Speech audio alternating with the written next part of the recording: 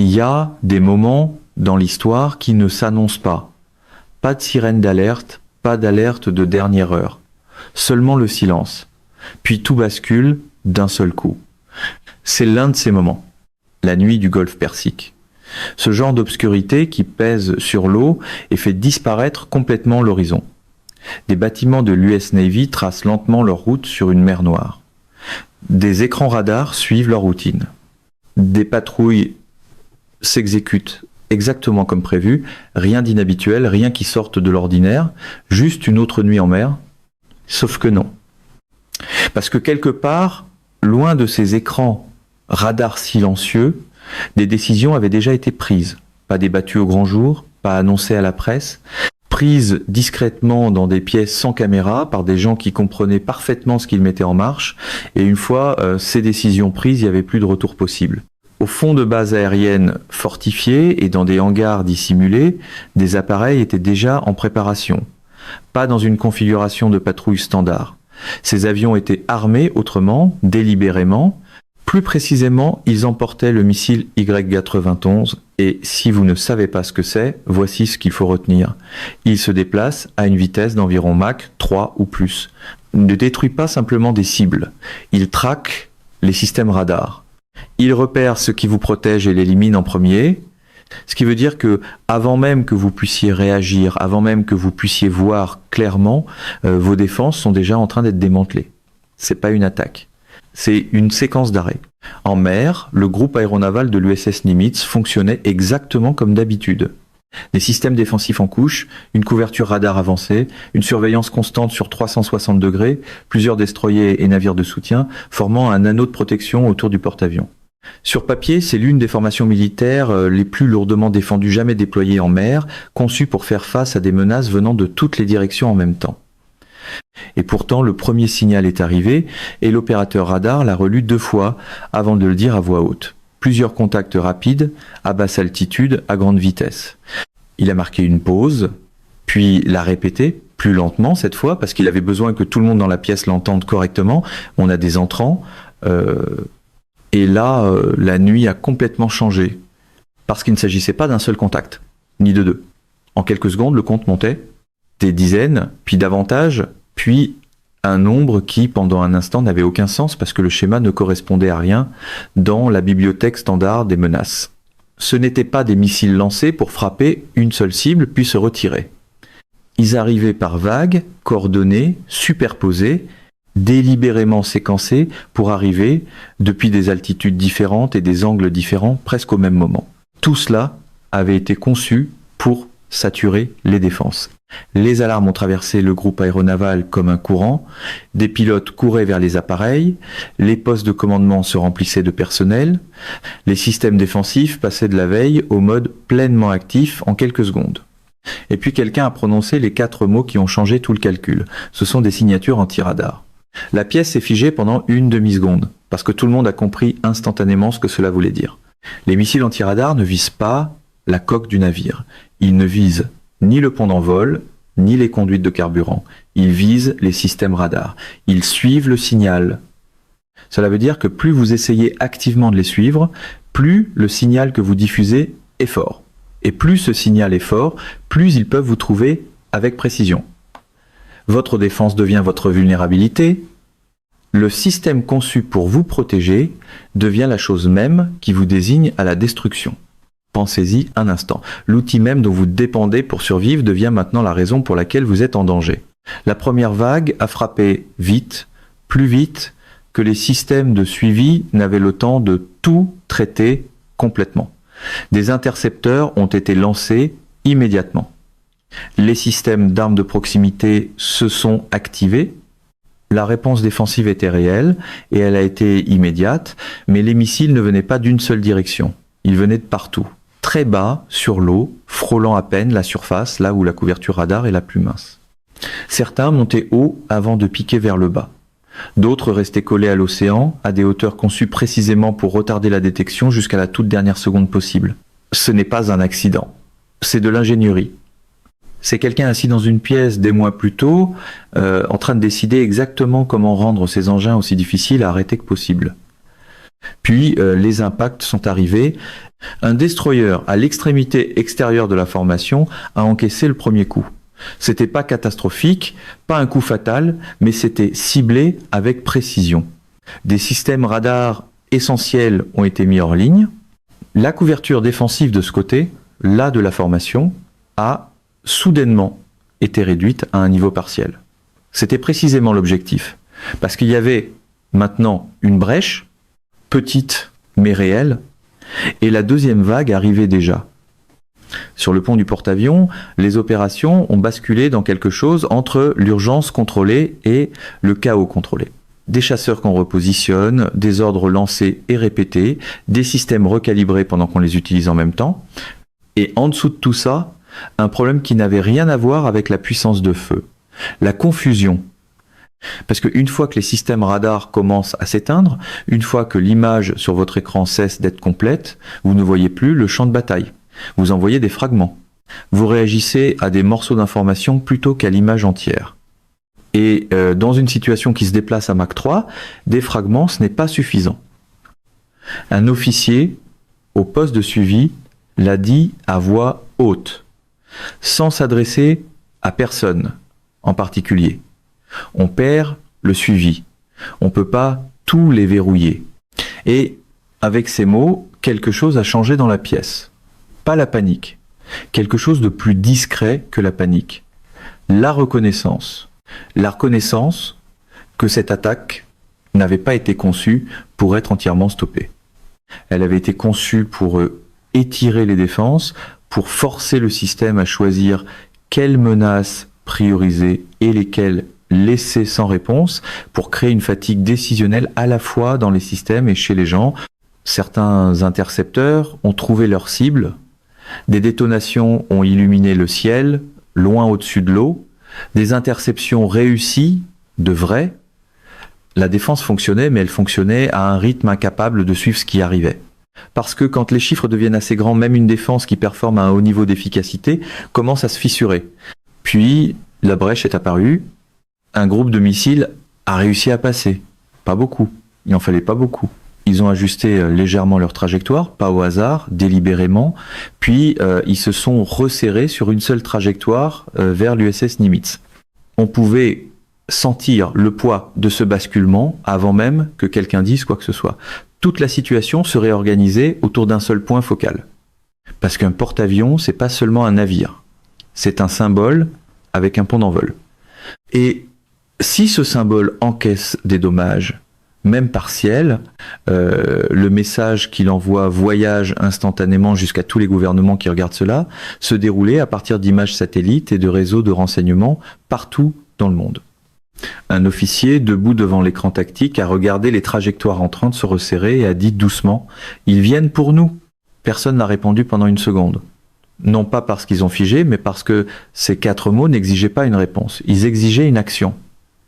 Le poste de commandement a bougé vite, rediriger tout le suivi défensif vers les secteurs prioritaires, dégager ses appareils du pont, système de proximité en mode automatique complet, aucune confirmation requise, puis est venue la décision que personne ne voulait prendre, mais que quelqu'un devait prendre.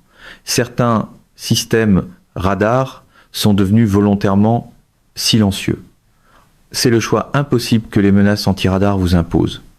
Gardez votre radar actif, vous voyez, mais vous diffusez un signal qui guide directement les missiles vers vous, coupez-le. Vous êtes à l'abri de cette menace précise, mais vous fonctionnez maintenant à moitié aveugle. Peu importe l'option, vous perdez quelque chose d'essentiel. Il n'y a pas de réponse propre. Il n'y a que l'option la moins mauvaise disponible dans les secondes que vous avez pour décider. Des bâtiments plus petits, sur les bords de la formation, ont commencé à se repositionner, non pas sur ordre, mais par instinct et par entraînement. Ils créaient des zones défensives qui se chevauchent, compensaient les brèches de couverture radar et achetaient quelques secondes de protection supplémentaires par le mouvement plutôt que par la technologie. Ces secondes-là comptaient plus que tout le reste à cet instant. Le ciel s'est rallumé au-dessus de la ligne d'eau. Plus d'intercepteurs, plus de détonations, des interceptions réussies dispersées à travers l'enveloppe de menaces. Mais le nombre de contacts encore entrants n'a jamais assez baissé pour sembler gérable. Il y en avait toujours plus, toujours assez pour maintenir chaque système au maximum de son engagement. Un officier s'est penché au-dessus d'une console, fixant des données partielles, et a posé la question que tout le monde avait en tête. Combien sont passés ? Personne n'a répondu, parce que personne n'avait le chiffre complet. Et cette incertitude, ce fait de ne pas savoir, pesait plus lourd que n'importe quel décompte confirmé. Parce qu'au moins, un chiffre confirmé est quelque chose autour duquel on peut planifier. L'incertitude, ce n'est qu'un poids sans forme.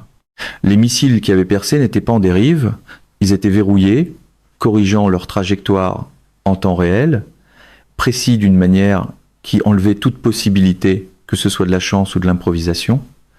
C'était le résultat d'une planification. Une planification précise, patiente, détaillée, menée par des gens qui avaient étudié ce groupe aéronaval avec attention. Le ton de l'alarme a changé. Plus proche, plus net. Le son changeait de hauteur, d'une façon que l'oreille humaine enregistre avant même que la pensée consciente ne rattrape le reste. Fenêtre d'impact, quelques secondes. Le premier impact a frappé près du bord de la structure du porte-avions, pas au centre, pas au point le plus visible. Un système de soutien, une infrastructure redondante, le genre de cible qui ne produit pas d'images spectaculaires mais qui retire des capacités morceau par morceau. Le pont a tremblé, pas un violent soubresaut, un tremblement mesuré, l'équipement a vibré. Une section des opérations a perdu l'alimentation brièvement avant que les systèmes de secours ne prennent le relais. Le rapport de dommages est revenu vite, impact structurel mineur, système instable, toujours opérationnel.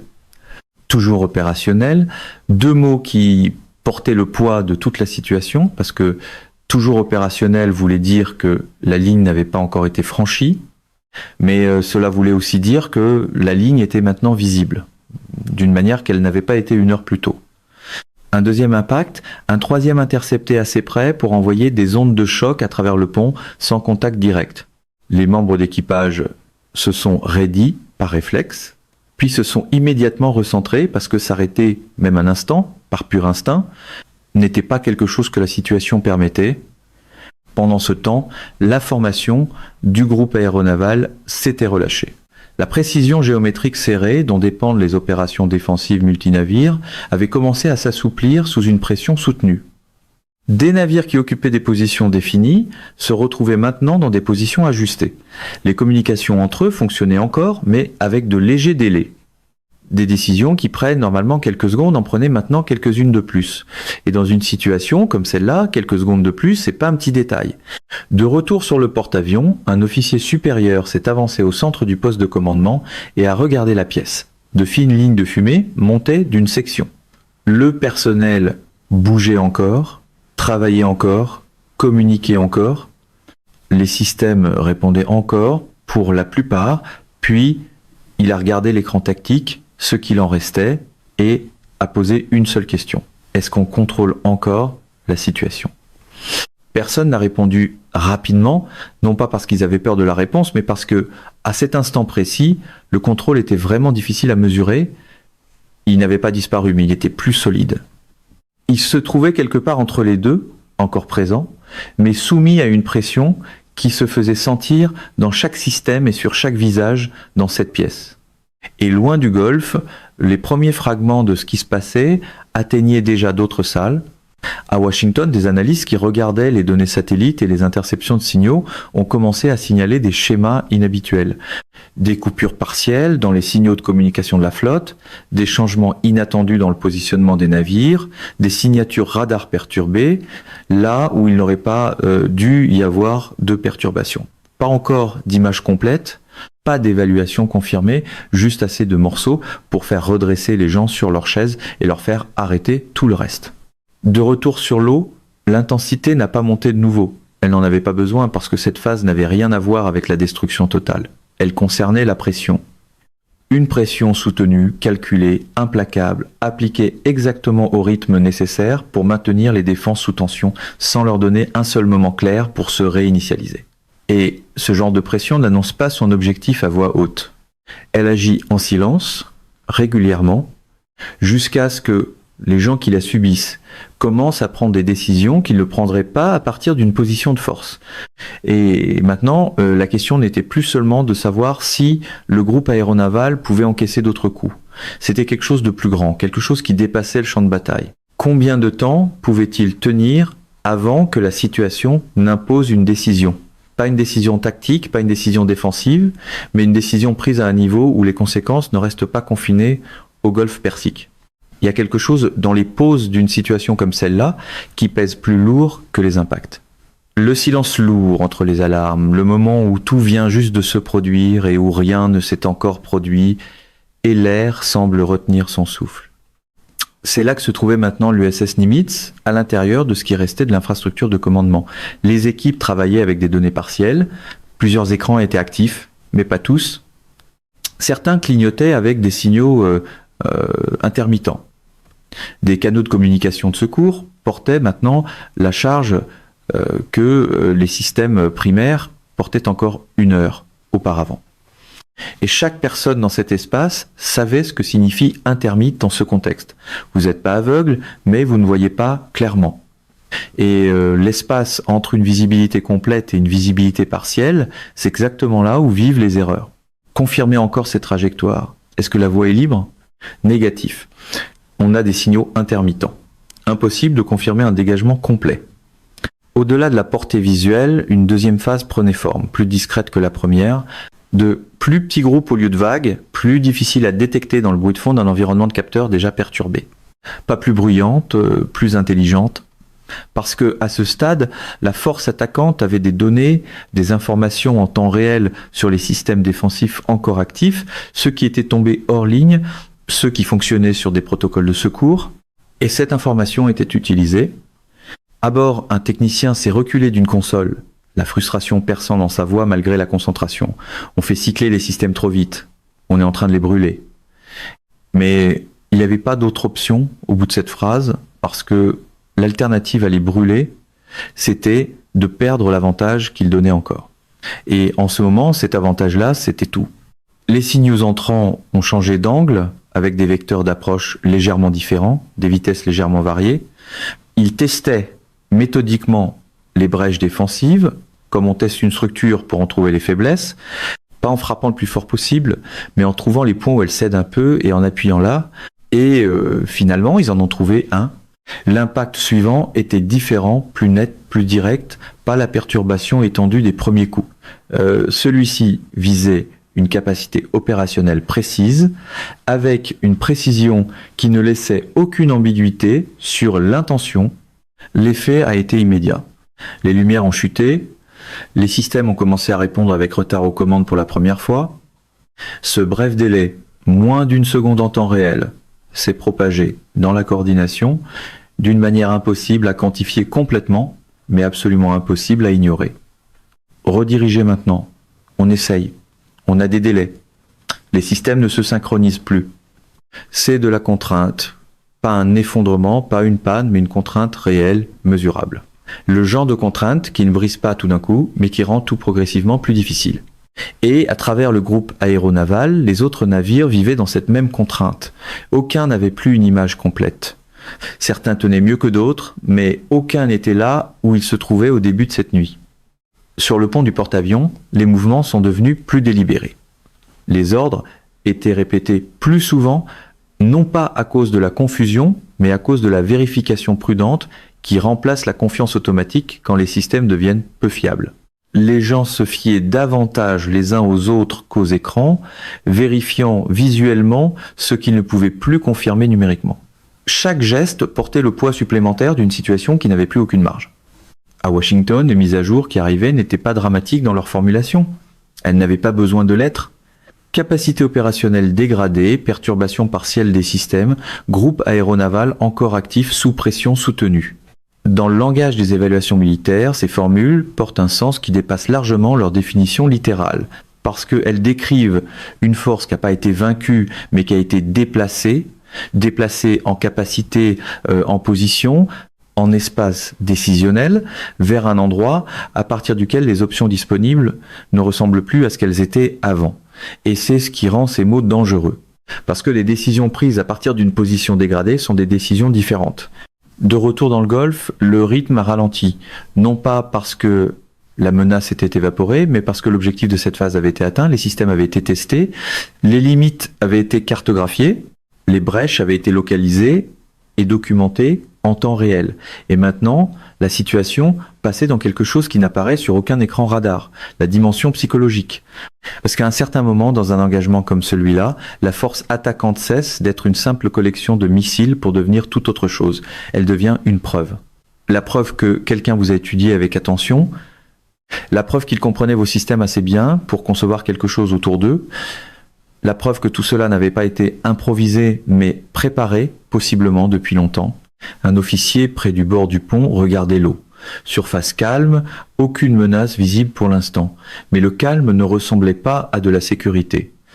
Il ressemblait à l'espace entre deux décisions. Puis il l'a dit doucement aux personnes près de lui. Ils sont pas seulement en train de nous frapper. Il a marqué une pause avant de finir. Il façonne notre façon de réagir. Et cette phrase a frappé différemment de n'importe quelle alarme. Parce que une alarme vous dit que quelque chose se passe. Cette phrase, elle, disait quelque chose sur la nature même de ce qui se passait. C'était pas un simple échange de puissance de feu. C'était une tentative délibérée de contrôler le tempo, de contrôler les décisions, de déterminer quel serait le prochain mouvement. Non pas en l'imposant de force, mais en rendant chaque autre option progressivement plus difficile. Et à cet instant, cette tentative fonctionnait. Pas complètement, pas pour toujours, mais assez pour compter. Assez pour que la question de ce qui venait ensuite ne soit plus un simple calcul militaire. C'était quelque chose de plus grand, avec un poids qui s'étendait du pont de l'USS Nimitz jusqu'à des salles, dans plusieurs capitales, où des gens regardaient des flux, lisaient des fragments, et commençaient à comprendre que, quelle que soit la nature de cette nuit au départ, elle était maintenant devenue tout autre chose. Et c'était pas terminé. Mesdames et messieurs, notre émission d'aujourd'hui s'arrête ici. Nous vous invitons à partager votre avis personnel dans la section des commentaires ci-dessous. Perspective politique vous salue et vous donne rendez-vous très bientôt